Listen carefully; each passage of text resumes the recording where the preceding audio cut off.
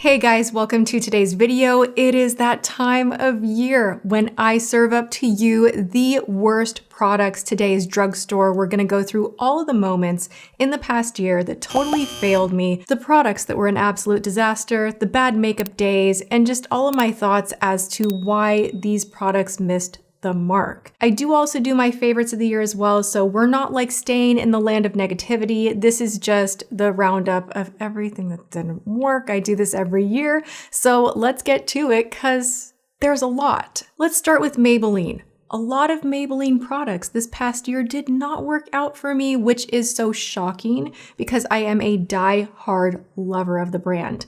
Now, this one is said to be a luminous matte, up to 30-hour wear foundation. This left me looking spackly, crackly, neither luminous nor matte. It was just a miss across the board. I did a wear test. I didn't like it. I wore it a few more times, still didn't like it. And this was just one of those absolute no return duds. They do have a new one that I do want to test out that is said to have 90% skincare ingredients that is supposed to plump the skin, juice up the skin, that is not matte, that is more natural. And I will say I am curious. Revlon Illuminance. This is a primer with SPF. The SPF itched me. It immediately gave me a reaction. Disaster land. So let me tell you first and foremost, I don't like this because of that, obviously, but also the texture on here is a little goopy. It's not doing much of anything. It's giving you a little bit of a greasy illuminance, trying to protect you from the sun, simultaneously trying to give you a canvas for your foundation to apply better on top of, but it really just doesn't do any of those things well. And for that, I'm gonna say this was an awful product from Revlon 2025. I've talked about this several times already, but let's talk about it once more. This is the Mineral Wear Diamond Perfector Color Correcting Primer. It comes out as like a clear gel, but in the bottle, you're like, ooh, like color correcting spheres of magic. I have no clue what is color correcting about this. It smells like hairspray. It feels like water. It doesn't color correct. The whole thing to me is very confusing. I do not mean to be beating up on Physicians Formula too much, but you guys, these are just, this is too much. Someone said approve on something that is just too blinding for what this is meant to be. And there are no testers in the drugstore, so when drugstore gets it wrong, I love being very loud about why I personally think they got it wrong. This is the Mineral Wear Diamond Dust Luminous Bronzer. Public service announcement. Do not bronze your face with this. Every pore, every bit of texture, every bit of lumpiness, it's just going to make you look like you did the highlighter challenge. Do we remember that?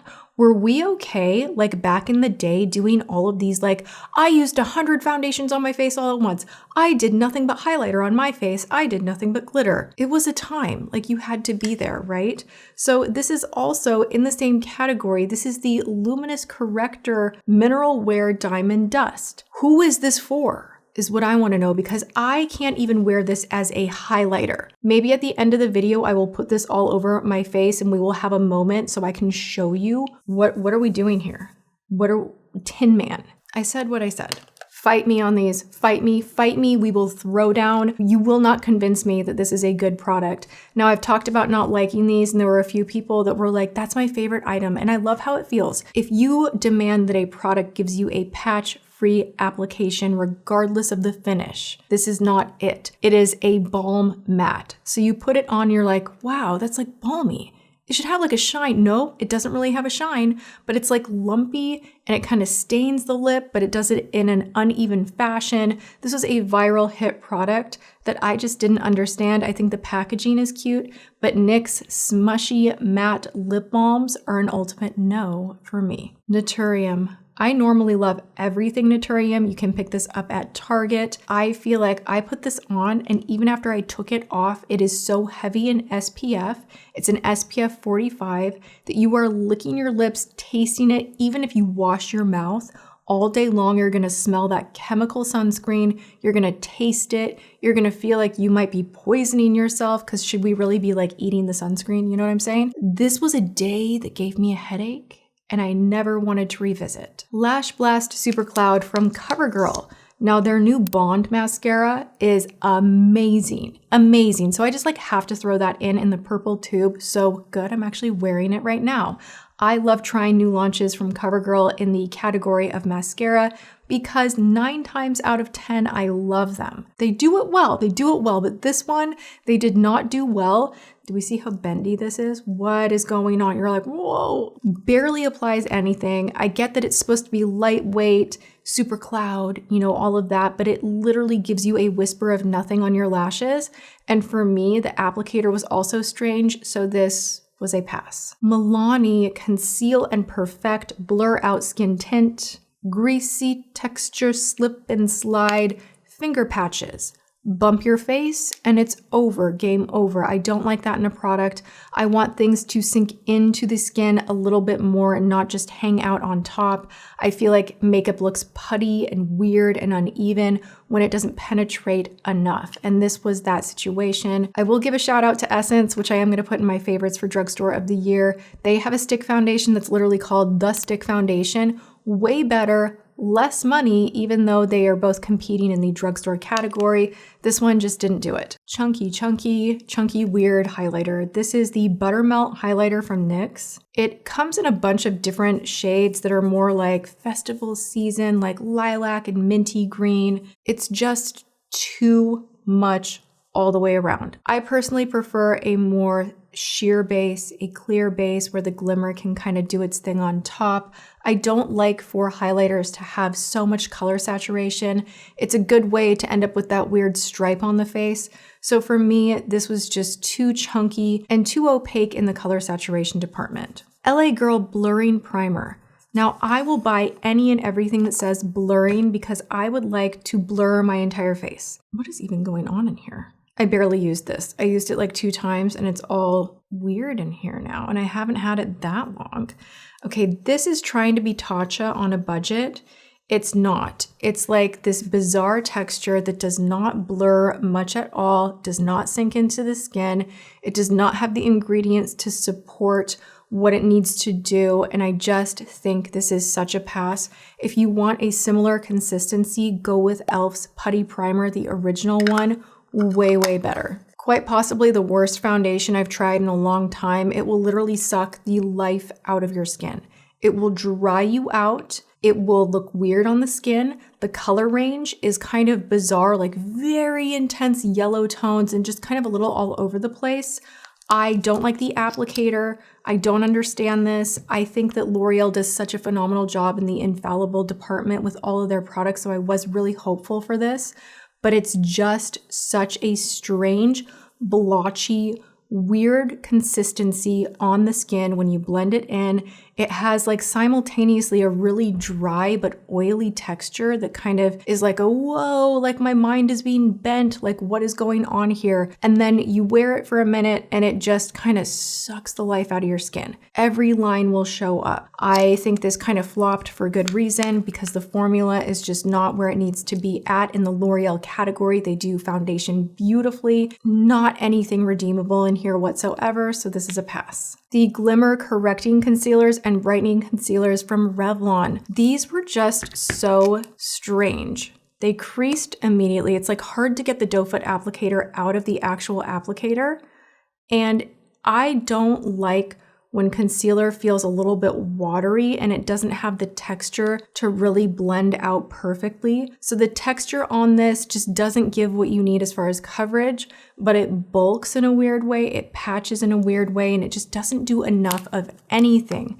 The correctors are the same situation, so these are a pass. e.l.f. Lash Extender, we're not friends. This just did nothing. And I know a lot of you guys really like this one. I just don't like it. I tried it, like it did nothing. It did not extend. It did not do what I needed it to do. Again, I personally don't like these uber bendy lash wands. It's not my jam. So if you love this one, love it. But I feel like I'm a mascara connoisseur. I try them all and I have not the greatest lashes. They don't want to curl. They're not very long. So I need more from my mascara than this could ever give. Revolution Bright Light Highlighter, chunkity.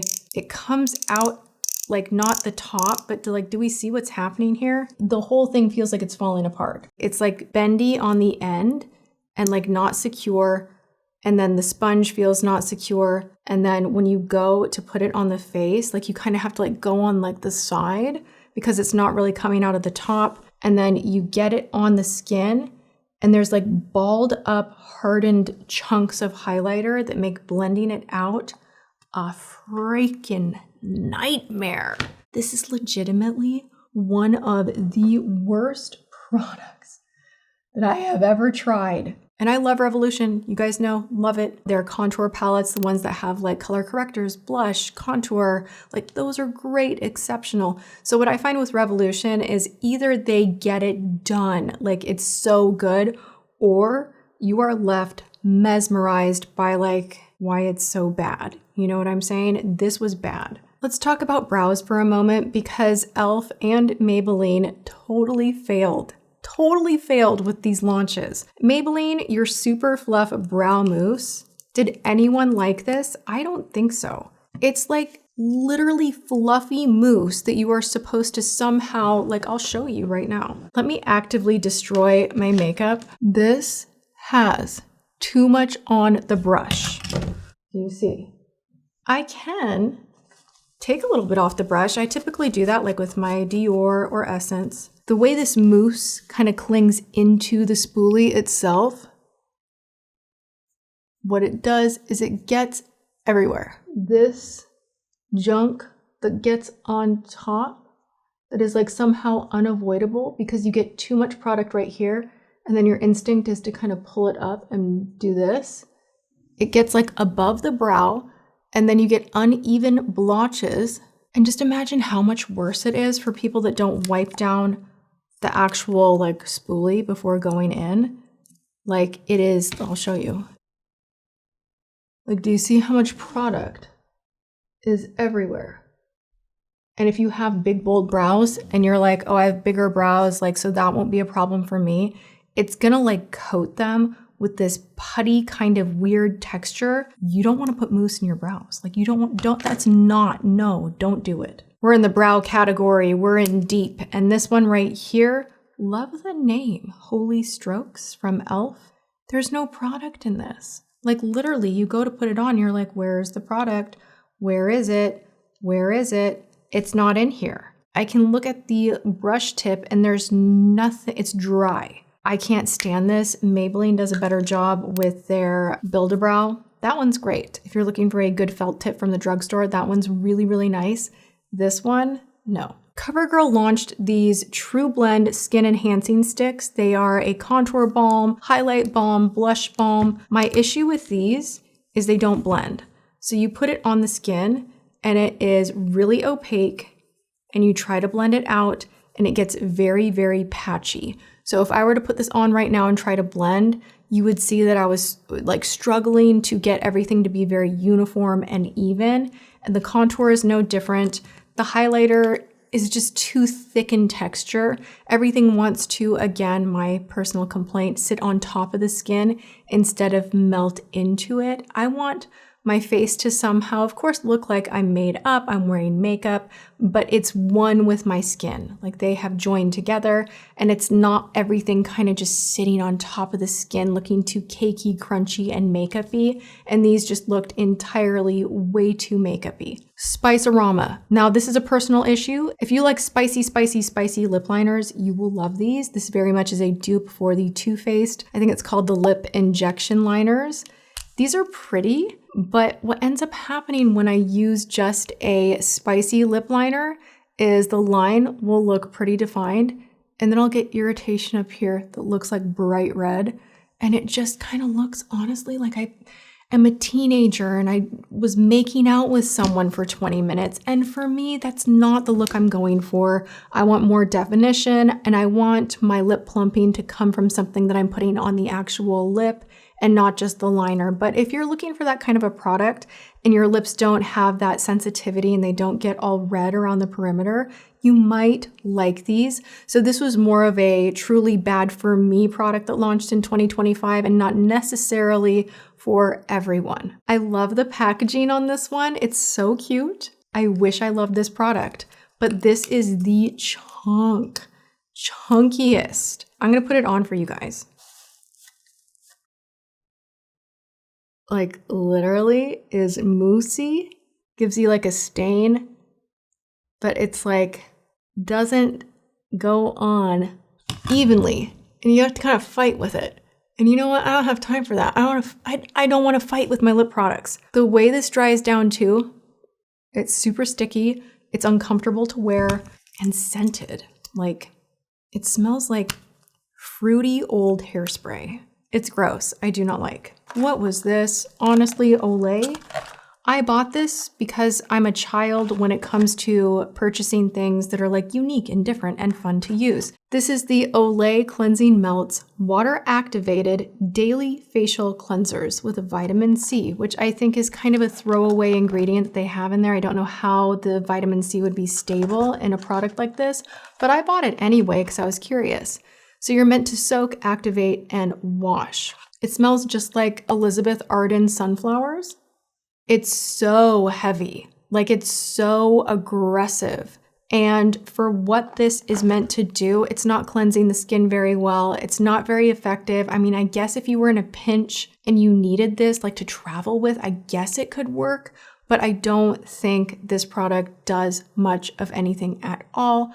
I think you'd be better off using a makeup remover wipe. Okay, grand finale, guys. It's grand finale time. I'm willing to ruin my makeup just to show you. Just to show you. We're gonna go there. We're gonna bronze with this bronzer. And I wanna show you what I'm talking about. Okay? That's too shiny on the skin. Oh my God, who is using this as a bronzer? That is terrible. No. Okay, let's go to the other side and let's use the diamond formula as our color corrector. Stop. Don't put this all over your face. Please. Please. This is one of those products, honestly, I never say this, but like, please don't like this. It's just not an all over the face product, and I don't like that it was marketed that way. It's not a color corrector. This is not the right kind of bronzer for all over the skin. And even as a highlight, it's just like too thick, too chunky, too high in the opacity department. And there we have it, the worst drugstore products from 2025. I hope you enjoyed this more negative but real video. I do these every single year. If you enjoyed it, please give it a thumbs up and stay tuned because I have a lot to say when it comes to the best and worst products of 2025. I love you guys. Go and have a great day, whatever you are doing, and I will see you all in my next video. Mwah.